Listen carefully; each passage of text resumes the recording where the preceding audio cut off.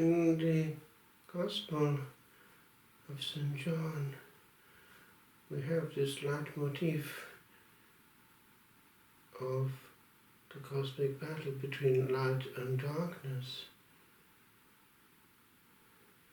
As in the beginning of sacred scripture, we have the words "in the beginning" coming in, Bereshith, beginning of Genesis.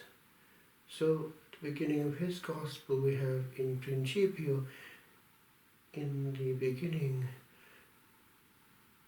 and we have this Trinitarian language coming in from the outset, the Word, and then this incursion of the divinity and of eternity without time, et verbum caro factum est, and the Shekinah, the presence, et habitavit in nobis, and he dwelt among us, which is very fitting at the end of the old rite still. He is there in our hearts, the presence. But that presence we have also lingering in our churches until the end of time, surrounded by angelic presences, where he never comes alone. What all we should have once we pass the threshold of a church, a chapel, an oratory, where the Blessed Sacrament, the King of Kings, is. And we also have in St. John, in his Gospel and Epistles, this inseparability of being in the light and being in love, in fraternal charity. And he goes as far as saying that one is in the dark if one hasn't got it in the heart. And indeed that heart cannot be a fitting tabernacle if it is not forgiving. We can at times create a physical beauty in liturgy and a structure even in a monastery. But sometimes the charity can be absent, and quite often, bit by bit, the cracks appear, and it can lead to communities splitting up and even dispersing. And so we need to start from the inside. It's true in anything with regard to the work of the Lord.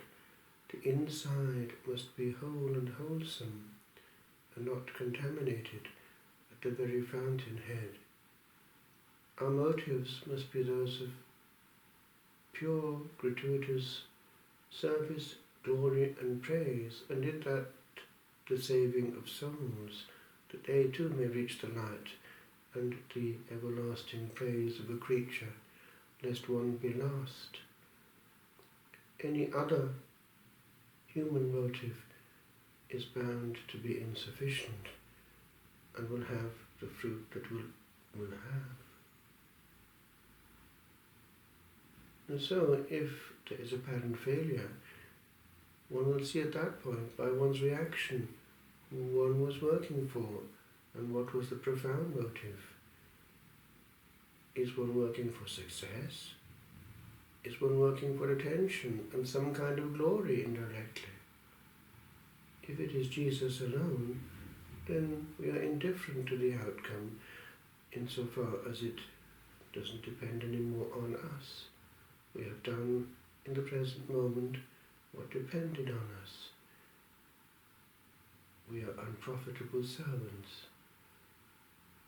We need to be little angels of praise and availability so that he can just nudge us and prod us whenever he wants something done.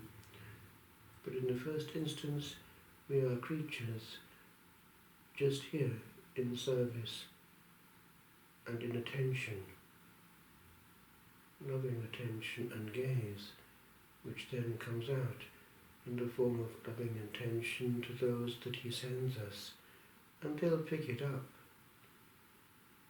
It can mean far more to a soul sometimes that we have time for them and take them very seriously, than that we have the externals only in church. We can have, even physically, churches well cared for, but awful praise inside. We can actually even have lovely music, but souls in mortal sin performing it and getting applause from men. Lord, let me be love, as you insisted, and as John reported, it is enough.